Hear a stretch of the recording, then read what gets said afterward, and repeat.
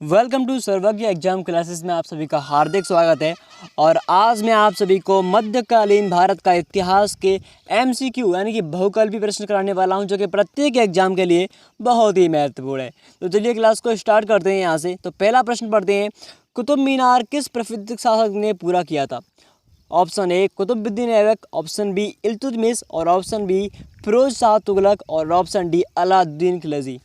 तो सही आंसर आपको बताना है क्या है। तो इसका करेक्ट आंसर है ऑप्शन बी इल्तुतमिश। इन्होंने इसको पूरा करवाया था कुतुब मीनार को। ठीक है, हाँ सर। बात करते हैं सेकंड क्वेश्चन की। ध्यान से देखिए, लाख वक्स की उपाधि किस शासक को दी गई थी? Option A Iltutmish, option B Balban, option C Razia, option D Qutbuddin Aibak. तो इसका करेक्ट आंसर है option D Qutbuddin Aibak. Okay, बात करते हैं तीसरे क्वेश्चन की। तो पढ़ते हैं इसको। निम्नलिखित में से वह दिल्ली का सुल्तान कौन था जिसकी मृत्यु पोलो खेलते हुई थी? Option A Qutbuddin Aibak, option B Alauddin Khilji, option C Firoz Shah Tughlaq, और ऑप्शन डी गयासुद्दीन तुगलक। आपको बताना है सही आंसर क्या है। तो ऑप्शन ए इसमें एकदम करेक्ट है। तो ऑप्शन ए कुतुबुद्दीन ऐबक एकदम करेक्ट आंसर है। बात करते हैं अगले क्वेश्चन की। तो देखिए यहाँ पर, उत्तरी भारत की प्रथम मुस्लिम महिला शासक कौन थी? रजिया सुल्तान, मुमताज़, नूरजहां, या फिर इनमें से कोई नहीं। करेक्ट आंसर क्या है बताइए। तो रजिया सुल्तान एकदम करेक्ट आंसर है। ऑप्शन ए एकदम करेक्ट है। बात करते हैं क्वेश्चन 5 की। तो मोहम्मद गौरी विजित प्रदेशों की देखभाल के लिए निम्नलिखित में से किस विश्वसनीय जनरल को छोड़कर गया था? Option A Nasiruddin, option B Altamash, option C Qutbuddin Aibak, और ऑप्शन डी मलिक काफूर। सही आंसर क्या है कमेंट बताइए। तो इसका correct answer option A Nasiruddin. Okay, हाँ सर। बात करते हैं क्वेश्चन नंबर 6 की। रजिया सुल्तान किसकी बेटी थी? अल्तमश की, कुतुबुद्दीन ऐबक की, नासिरुद्दीन की, बलबन की। तो ऑप्शन ए अल्तमश की बेटी थी रजिया सुल्तान। ठीक है, जो कि दिल्ली की शासक बनी थी। अब बात करते हैं क्वेश्चन नंबर 7 की। दिल्ली के सुल्तान का पद संभालने से पहले बलबन सुल्तान का प्रधानमंत्री था, मतलब किसका था? तो नसीरुद्दीन, कुतुबुद्दीन ऐबक, बहमर शाह, आराम शाह। तो option A Nasiruddin correct answer हमारा। बात करते हैं अगले क्वेश्चन की। क्वेश्चन नंबर 8, दिल्ली सल्तनत का राज्यकाल कब समाप्त हुआ? ऑप्शन ए 1498 में, ऑप्शन बी 1526 ईस्वी में, ऑप्शन सी 1565 ईस्वी में, ऑप्शन डी 1600 ईस्वी। तो करेक्ट आंसर 1526 ईस्वी में दिल्ली सल्तनत का राज्यकाल समाप्त हुआ था। ठीक है, अब बात करते हैं क्वेश्चन नंबर 9 की। निम्नलिखित में से किसको शक्तिशाली सैन्य बलों के समूह चिलाहागानी के विनाश का श्रेय दिया गया था? Option A Balban, option B Qutbuddin Aibak, option C Iltutmish, और ऑप्शन डी रजिया सुल्तान। बताइए करेक्ट आंसर क्या है। तो ऑप्शन ए बलबन करेक्ट है हमारा। ठीक है, बात करते हैं अगले क्वेश्चन की। चंगेज खान ने जलालुद्दीन का पीछा करते हुए किसके शासनकाल में भारत की सीमाओं का आक्रमण किया था? Option A Qutbuddin Aibak, option B Iltutmish, option C Balban, और ऑप्शन डी नसीरुद्दीन खुसरो। तो ऑप्शन बी एकदम करेक्ट है। जो इल्तुतमिश है उसका पीछा किया था। ठीक है, उसके शासनकाल में किया था। अब बात करते हैं अगले क्वेश्चन की। दिल्ली के खिलजी सुल्तान कौन थे? मंगोल, अफगान, तुर्क, और एक जाट कबीला। तो ऑप्शन सी तुर्क जो थे वो दिल्ली के खिलजी सुल्तान थे। बात करते हैं क्वेश्चन नंबर 12 की। तो मदुरई तक सफलतापूर्वक बढ़ने वाला दिल्ली का जनरल कौन था? खिज्जर खां, मोहम्मद गौरी, मलिक कफूर, और मोहम्मद बिन तुगलक। ऑप्शन सी मलिक कफूर थे। ओके, बात करते हैं अगले क्वेश्चन की 13 नंबर की। तो स्वयं को दूसरा सिकंदर यानी कि सिकंदर ए सानी कहने वाला सुल्तान कौन था? बलबन, अलाउद्दीन खिलजी, मोहम्मद बिन तुगलक, सिकंदर लोदी। तो ऑप्शन बी अलाउद्दीन खिलजी था, जो खुद को कहता था सिकंदर ए लोदी के नाम से पुकारता था। ठीक है, बात करते हैं क्वेश्चन 14 की 14 नंबर की। तो किसके शासनकाल में सबसे अधिक मंगोल आक्रमण हुए? बलबन, अलाउद्दीन खिलजी, मोहम्मद बिन तुगलक, फिरोज तुगलक। तो ऑप्शन बी अलाउद्दीन खिलजी के शासनकाल में अधिक आक्रमण हुए। ठीक है, क्वेश्चन नंबर 15 की बात करते हैं। मोहम्मद बिन तुगलक निपुण थे कला में, संगीत, सुलेखन, दर्शन में, किस में? ऑप्शन बी डी दर्शन करेक्ट आंसर है। बात करते हैं क्वेश्चन नंबर 16 की। सुल्तान वंश की विशालतम स्थायी सेना जिसका भुगतान सीधा राज्य द्वारा किया जाता था बनाई थी, किसने बनाई थी? इल्तुतमिश ने, अलाउद्दीन खिलजी ने, मोहम्मद बिन तुगलक, सिकंदर लोदी। किसने बनाई थी? Option B Alauddin Khilji correct answer है। ये बहुत ही हिस्ट्री के बहुत ही जो मध्यकालीन है उसके बहुत सारे इंपॉर्टेंट क्वेश्चन है आपके लिए प्रत्येक एग्जाम के लिए। तो क्वेश्चन नंबर 17 देखते हैं। दिल्ली के किस सुल्तान ने एक रोजगार विभाग, एक दान विभाग और एक परोपकारी चिकित्सालय की स्थापना की, यानी कि हॉस्पिटल की स्थापना की? Firoz Tughlaq, Mohammad Tughlaq, Alauddin Khilji, option D Balban. तो किसने की थी बताइए। तो option A Firoz Tughlaq correct answer. ठीक है, बात करते हैं क्वेश्चन नंबर 18 की। इब्न बतूता किसके शासनकाल में भारत आया था? इल्तुतमिश, अलाउद्दीन खिलजी, मोहम्मद बिन तुगलक और बलबन। किसके शासनकाल में? तो ऑप्शन सी मोहम्मद बिन तुगलक के शासनकाल में आया था भारत। ठीक है, अब बात करते हैं क्वेश्चन नंबर 19 की। सन 1329 में और 1330 के बीच किसने तांबे की ये तो बहुत ही मोस्ट इंपॉर्टेंट क्वेश्चन है भाई। तांबे के सिक्के के रूप में प्रमाण स्वरूप मुद्रा प्रचलित की, मतलब तांबे के सिक्के चलवाए थे अलाउद्दीन खिलजी ने, गयासुद्दीन तुगलक, मोहम्मद बिन तुगलक, फिरोज तुगलक। तो चांदी के सिक्के चलवाए थे मोहम्मद बिन तुगलक ने। किसने? मोहम्मद बिन तुगलक, सन 1329 से 1330 के बीच में। ठीक है, अब बात करते हैं क्वेश्चन नंबर 20 की। दिल्ली के निम्नलिखित सुल्तानों में से किसके इतिहासकारों ने विरोधों का मिश्रण उठाया? बलबन, अलाउद्दीन खिलजी, मोहम्मद बिन तुगलक, इब्राहिम लोदी। तो मोहम्मद बिन तुगलक ने इसका विरोध किया। ठीक है, बात करते हैं क्वेश्चन नंबर 21 की। किस कारण से मोहम्मद बिन तुगलक असफल व्यक्ति था? वह विक्षिप्त था, वह व्यवहारिक राजनेता नहीं था, उसने राजधानी दूसरे शहर को बनाया, उसने चीन के साथ युद्ध किया। तो ऑप्शन बी एकदम करेक्ट है हमारा, वह राजनेता नहीं था। ठीक है, उसका जो ढंग है बोलने वाला, बिहेवियर ठीक नहीं था। क्वेश्चन नंबर 22 देखते हैं। किस वंश के सुल्तानों ने सबसे अधिक समय तक शासन किया था? Option A Khilji, option B Tughlaq वंश, ऑप्शन सी दास वंश और ऑप्शन डी लोदी वंश। तो ऑप्शन बी तुगलक वंश करेक्ट आंसर है। बात करते हैं क्वेश्चन नंबर 23 की। लोदी वंश की स्थापना किसने की? ये बहुत ही मोस्ट इंपोर्टेंट क्वेश्चन है और अधिक बार पूछा भी गया है। तो option A Ibrahim Lodi, option B Sikandar Lodi, option C Bahlol Lodi और ऑप्शन डी खिज्जर खां। ये तीनों एक ही वंश के हैं, लोदी। ठीक है, तो ऑप्शन सी बहलोल लोदी ने इसकी स्थापना की थी। इसका ये सबसे बड़ा, ठीक है, सबसे बड़ा था। क्वेश्चन नंबर 24 की बात करते हैं। निम्नलिखित में किस शासक ने सिंचाई तथा लोक निर्माण कार्य पर पर्याप्त ध्यान दिया था? मोहम्मद बिन तुगलक, अलाउद्दीन खिलजी, फिरोज तुगलक, गयासुद्दीन तुगलक। तो ऑप्शन सी फिरोज तुगलक ने ध्यान दिया था इन चीज़ों के बारे में। ठीक है, क्वेश्चन नंबर 25 की बात करते हैं। आगरा नगर की स्थापना निम्नलिखित में से किसके द्वारा की है? ये क्वेश्चन बहुत ही मोस्ट इंपोर्टेंट है क्योंकि मैं भी आगरा से बिलोंग करता हूँ। तो option A Firoz Tughlaq, option B Mohammad bin Tughlaq, option C Alauddin Khilji और option D Sikandar Lodi. Correct answer क्या है? तो सिकंदर लोदी ने इसकी स्थापना की थी आगरा शहर की, जो आगरा नगर है उसकी। ठीक है, अब तो बहुत बड़ा वहाँ पर ताजमहल है ना हमारे यहीं। ठीक है, क्वेश्चन नंबर 26 की बात करते हैं। लोदी वंश का अंतिम शासक कौन था? जो लोदी वंश है उसका लास्ट जो शासक था वो कौन था? बहलोल लोदी, इब्राहिम लोदी, दौलत खां लोदी और सिकंदर लोदी। तो इब्राहिम लोदी उसका लास्ट, ऑप्शन भी करेक्ट है हमारा, लास्ट शासक था। ठीक है, अंतिम। बहमनी राज्य की स्थापना निम्नलिखित में से किसके द्वारा की गई थी? अहमद शाह, अलाउद्दीन हसन, महमूद गवान, फिरोज शाह बहमनी। तो ऑप्शन बी अलाउद्दीन हसन द्वारा बहमनी राज्य की स्थापना की गई।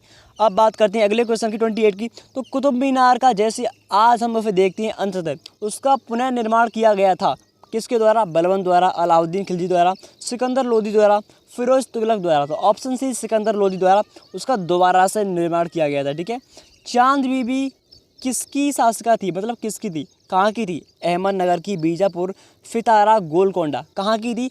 ऑप्शन ए अहमदनगर की थी। ठीक है, अब बात करते हैं अगले क्वेश्चन की। तो निम्नलिखित बहमनी शासकों में से बीजापुर में प्रसिद्ध गोल गुंबज का निर्माण किसने करवाया था? मोहम्मद आदिल शाह, मोहम्मद गवान, यूसुफ आदिल शाह, इस्माइल आदिल शाह। किसने? तो मोहम्मद आदिल शाह ने इसका निर्माण कराया था, जो गोल गुंबद है, जो गोल बना हुआ है। ठीक है, निम्न में से वह स्थान कौन सा है जहाँ विश्व का सबसे बड़ा गोल गुंबद स्थित है? दमिश्क, इस्तांबुल, काहिरा, बीजापुर। तो ऑप्शन डी बीजापुर में स्थित है। ठीक है, बात करते हैं अगले क्वेश्चन की 32। बहमनी राजाओं की राजधानी थी गुलबर्गा, बीजापुर, बेलगाम, रायचूर।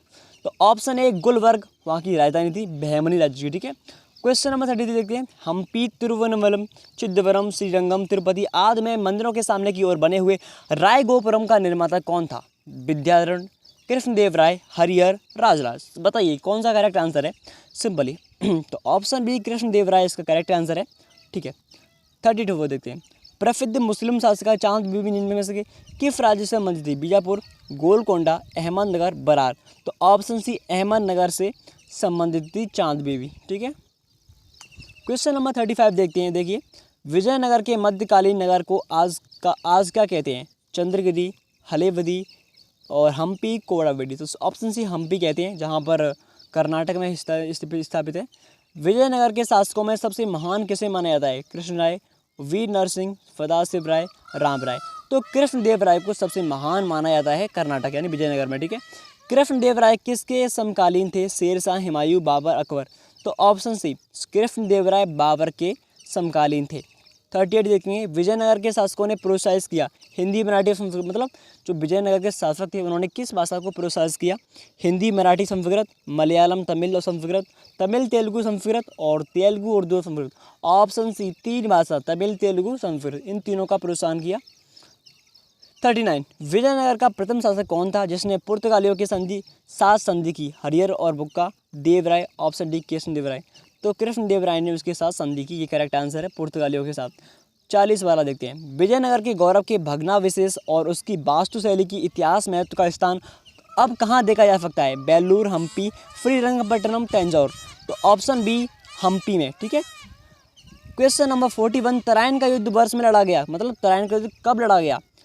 1526, 1757, 1191 और 1857। तो तराइन का युद्ध आपको ध्यान देना है 1191 में लड़ा गया। ठीक है, 1191, ऑप्शन सी करेक्ट है हमारा। अब बात करते हैं 42 की, विजयनगर निम्नलिखित में से किस नदी के तट पर स्थित? सिंपल क्वेश्चन भाई, जो विजयनगर है शहर, वो किस नदी के तट पर स्थित है? Option A Kaveri, option B Krishna, option C Banganga, option C Tungabhadra. तो तुंगभद्रा के किनारे है, तुंगभद्रा के किनारे क्या है? विजयनगर। ठीक है। बात करते हैं क्वेश्चन नंबर 43 की, संत कबीर का जन्म कहाँ हुआ था? दिल्ली, वाराणसी, मथुरा, हैदराबाद। तो ऑप्शन बी करेक्ट है, वाराणसी में संत कबीर का जन्म हुआ था। ठीक है। बात करते हैं अगले क्वेश्चन की, निम्नलिखित में से कौन सी बात भक्ति आंदोलन और सूफी आंदोलन में साझी नहीं है? ईश्वर के प्रति निजी प्रेम, मूर्त पूजा, रहस्यवाद, तीर्थ स्थानों की यात्रा। तो मूर्त पूजा करेक्ट है। ठीक है। 45 क्वेश्चन नंबर, महाराष्ट्र का महानतम भक्ति कवि कौन था? रामदास, तुकाराम, नामदेव, एकनाथ। तो correct answer option B Tukaram था, महाराष्ट्र का महानतम कवि। 46 देखते हैं, निम्नलिखित दार्शनिकों और उनके दर्शन समूह में से गलत जोड़ा ज्ञात कीजिए। कौन सा गलत है? शंकराचार्य अद्वैत, वल्लभाचार्य शुद्ध अद्वैत और चैतन्य विशिष्ट अद्वैत, चार्वाक, लोकायत। तो ऑप्शन सी ये करेक्ट है हमारा, चैतन्य विशिष्ट अद्वैत। ठीक है। 47 देखते हैं, श्रृंगेरी, बद्रीनाथ, द्वारका और पुरी में 4 मठ स्थापित किए गए हैं। कौन कौन से? रामानुजम द्वारा, मतलब किस शासक के द्वारा स्थापित किए गए? अशोक द्वारा, आदि शंकराचार्य द्वारा, माधव विद्यारण्य द्वारा। तो आदि शंकराचार्य द्वारा 4 मठ स्थापित किए गए। ठीक है। मेवाड़ के राजघराने से संबंधित विश्व प्रसिद्ध भक्ति संत कौन था? चैतन्य, आंडाल, मीराबाई, रमाबाई। तो ऑप्शन सी मीराबाई। ठीक है। 49 देखते हैं, अजमेर में किस सूफी फकीर की दरगाह है? बाबा फरीद, कुतुबुद्दीन बख्तियार काकी, मोइनुद्दीन चिश्ती। भाई नाम भी कैसे हैं? ख्वाजा बहाउद्दीन। तो option C Moinuddin Chishti. Okay. 50 देखते हैं, भारत में चिश्ती आंदोलन को किसने संस्थापित किया? निजामुद्दीन औलिया, सलीम चिश्ती, शेख मोइन चिश्ती, हमीदुद्दीन नागौरी। तो option C Sheikh Moinuddin Chishti correct answer है। 51 देखते हैं, निम्नलिखित में से किसका संबंध सूफी संतों के साथ है? त्रिपिटक, दखमा, खानका, सिनागोग। तो ऑप्शन सी खानका एकदम करेक्ट आंसर। बात करते हैं, भारत में सबसे प्रमुख सूफी पूजा गृह कहाँ पर है?